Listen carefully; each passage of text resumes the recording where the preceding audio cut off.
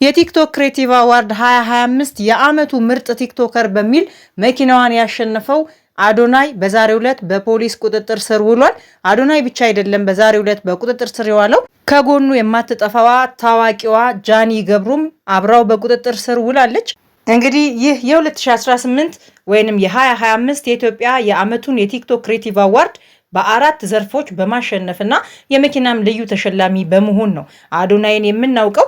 ወጣቷ ቲክቶከር ጃኒም እንዲሁ ትታወቃለች። ዛሬ አመሻሽ ላይ በፌዴራል ፖሊስ በቁጥጥር ስር ውለዋል ሁለቱም። ይህ እርምጃ እንግዲህ ፌዴራል ፖሊስ በቅርቡ ባለባበስና ከኢትዮጵያ ባህልና ልማድ ባፈነገጠ ይዘት ላይ በሚያተኩሩ ወጣት ቲክቶከሮች ላይ የጀመረው የማጣራትና የቁጥጥር ዘመቻ አካል እንደሆነ እየተነገረ ሲሆን ከፍተኛ ተከታይ ያላቸውና ታዋቂ የሆኑ ቲክቶከሮች መያዛቸው በማህበራዊ ሚዲያ ላይ ከፍተኛ መነጋገሪያ ሆኗል።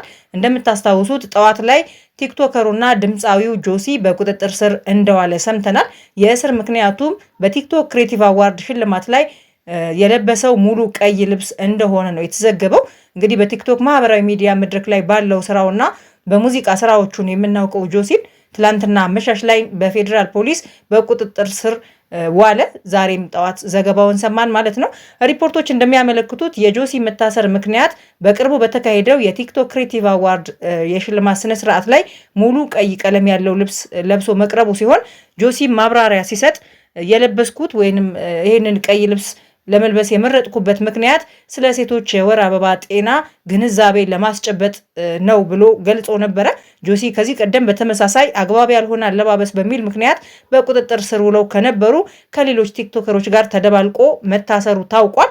ከነ አዶናይና ከጆሲ በፊትም ሌሎች 5 ቲክቶከሮች መታሰራቸውን እናስታውሳለን።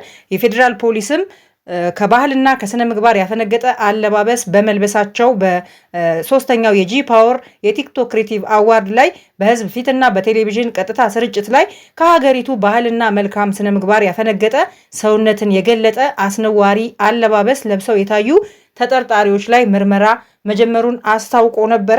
ፖሊስ ክስተቱ ከህዝብ ዘንድ ከፍተኛ ተቃውሞ ማስተናገዱን ተከትሎ ወዲያውኑ በክሱ የተጠረጠሩ ግለሰቦችን ከዝግጅት አቀናባሪዎችና ስፖንሰሮች ጋር በቁጥጥር ስር አውሏቸዋል። በተለይም ምርመራ የተጀመረባቸው ተጠርጣሪዎች በሚል ፌዴራል ፖሊስ ስማቸውን ያወጣቸው ወንጌላዊት ገብረ እንድሪያስ በርሄ፣ በረከት ጸጋዬ ጅፋር፣ መቅድም ደረጄ፣ ግሩም ገዛኸኝና ዮሐንስ መኮንን ወይንም ጃኒ መታሰራቸው ታውቋል። የፌዴራል ፖሊስ ባወጣው መግለጫ እነዚህ 5ቱ ከህብረተሰቡ ባህልና እሴት ያፈነገጡ አለባበሶችንና መጤ ባህሎች ተስፋፍተው በትውልዱ ላይ አሉታዊ ተጽዕኖ እንዳይፈጥሩ የህግ ተጠያቂነትን ለማረጋገጥ ምርመራውን አጠናክሮ እንደሚቀጥል አሳስቦ ነበር።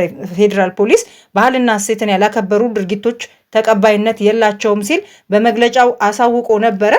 የዘንድሮ የቲክቶክ ክሬቲቭ አዋርድ ውድድር ትኩረትን የሳበና በጣም ደማቅ የሽልማት ስነስርዓት ነበር የነበረው።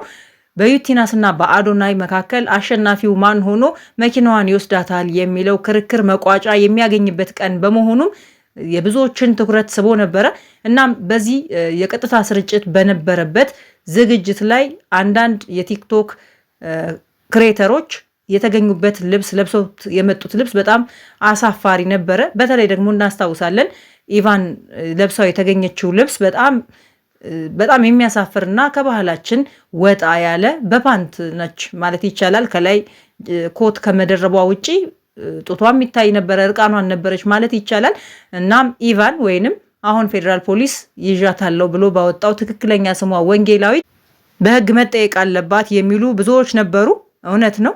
አሁንም እንግዲህ ፌዴራል ፖሊስ እውነት ሆኖ አግኝቶት ጥቆማውን በቁጥጥር ስር አውሏታል። ዮሐንስ ወይንም ደግሞ ጃኒም እንዲሁ በቁጥጥር ስር መዋል አለበት።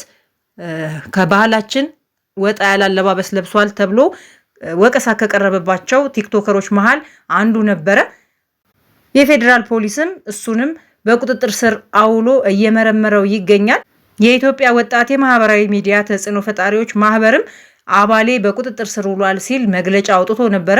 እንግዲህ ወጣት ዮሐንስ መኮንን ወይንም በቲክቶክ ስሙ ጃኒ መታሰሩን አስመልክቶ መግለጫው ምንድነው የሚለው? ወጣት ዮሐንስ መኮንን በቅርቡ በተካሄደው የቲክቶክ አዋርድ ዝግጅት ላይ ከባህልና ልማድ ወጣ ያለ አለባበስ ለብሶ መገኘቱ ይታወሳል። ማህበሩ ወጣቱ በጉዳዩ ላይ ቀደም ብሎ ይቅርታ ጠይቆኛል፣ እናም ይቅርታውንም ተቀብለነዋል። ይህንንም እንግዲህ የፌዴራል ፖሊስ ከግምት እንደሚያስገባው እናስባለን ሲል እንዲሁም ምህረት እንዲደረግለትም ጥሪ አቅርቧል። ማህበሩ ይህንን ጉዳይ ለመፍታትና አባሉን ከእስር ለማስፈታት ያላሰለሰ ጥረት እያደረገ መሆኑንም አስታውቆ ነበረ። በነገራችን ላይ አዶናይ እንዲሁም ጃኒ ወጣ ያለ አለባበስ ለብሰው አላየናቸውም። የቲክቶክ ክሬቲቭ አዋርድ ላይ እንዴት እንደታሰሩ በምን ሁኔታ እንደታሰሩ አይታወቅም። ነገር ግን ያው ከቲክቶክ ጋር በተያያዘ ጉዳይ እንደሚሆን ምንጮች ያመለክታሉ። መጨረሻውን የምንሰማው ይሆናል። የታሰሩበትን የተያዙበትን ምክንያት ማለት ነው። ቅልቦች የነተስፍሽን ታውቁታላችሁ ማህበሩን። እናም ለፌዴራል እና ለአዲስ አበባ ፖሊስ አስቸኳይ ጥሪ አቅርበው ነበረ። የአዲስ አበባ ፖሊስ እና የፌዴራል ፖሊስ እየወሰደ ያለውን እርምጃ በማድነቅ የማህበራዊ ሚዲያ ወይም ሶሻል ሚዲያ ክትትሉ እንዲጠናከር ነው ጥሪ ያቀረቡት። ቅልቦች የሀገራችንን ባህል እሴትና የነገውን ትውልድ ለማፍረስ በማህበራዊ ሚዲያ የሚሰራጩ አፍራሽ መልእክቶች ላይ ፖሊስ እያደረገ ያለውን ተከታታይ የእርምት እርምጃ በአድናቆትና በምስጋና መጥቀሱን አስታውቋል። ይሁን እንጂ በአሁኑ ወቅት የቲክቶክ ጌም በሚል ሽፋን የሚካሄዱ አደገኛ ድርጊቶች እየተበራከቱ መጥተዋል። እነዚህ ድርጊቶች በግል በብሔርና በሃይማኖት በመቧደን የሚካሄዱ ቅጣቶች መሆናቸውን በመጠቆም ማህበራዊ እሴቶችን ከመናድ አልፈው ወደ አካላዊ ጉዳት ወይንም በግል ሰውነት ላይ ማለት ነው ራስን ወደ መጉዳት ከሰብአዊነት ያፈነገጡ አጸያፊ ድርጊቶችን እስከ ማድረግ እየተሸጋገሩ መሆኑን አስጠንቅቋል። ስለሆነም ሁለቱ የፖሊስ ተቋማት ማለትም የአዲስ አበባ ፖሊስና የፌዴራል ፖሊስ የተለመደውን የቅርብ ክትትል አጠናክረውና አፋጣኝ የእርምት እርምጃ በመውሰድ ሀገራዊ እሴቶችን እንዲጠብቁ ቅን ልቦች አሳስቧል። በነገራችን ላይ ቲክቶከሩ ሙሴ ሰለሞን ከ1 ወር ከ11 ቀን የእስር ቆይታ በኋላ ከእስር መፈታቱ ታውቋል። ሙሴ ሰለሞንን በአጫጭር ዜና አቅራቢነቱ እናውቀዋለን። ከ1.9 ሚሊዮን በላይ ተከታዮች ነበሩት። እናም ከ1 ወር ከ11 ቀናት እስር በኋላ ነው የተፈታው።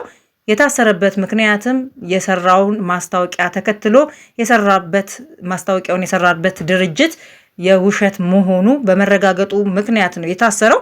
ብዙዎች ገንዘባችንን ተበላን፣ ሙሴን አምነን ነው ገንዘባችንን የሰጠነው፣ እናም ቃል እንደተገባልን ወደ ውጪ ስላልሄድን ብራችንም ስለተበላ ሙሴ ሰለሞንም አለበት ሲሉ ቅሬታቸውን አሰምተው ነበረ። ሙሴ እንግዲህ በድሮው 1.9 ሚሊዮን ተከታይ ባለው አካውንቱ ለጊዜው እንደማይጠቀምና አዲስ አካውንት እንደከፈተም በአዲሱ አካውንት ገልጿል። እንዴት ናችሁ ሲል ልብ የሚነካ መልእክትም ለደጋፊዎቹ ለተከታዮቹ አስተላልፏል። መፈታቱን ተከትሎ ማለት ነው። እንግዲህ የሙሴ ሰለሞን መመለስ በብዙዎች ዘንድ እንኳን ለቤትህ አበቃህ ወንድማችን በሚል ከፍተኛ ደስታ እያስተናገደ ሲሆን ደጋፊዎቹም አዲሱን ገጹን በገፍ እየተቀላቀሉት ይገኛሉ።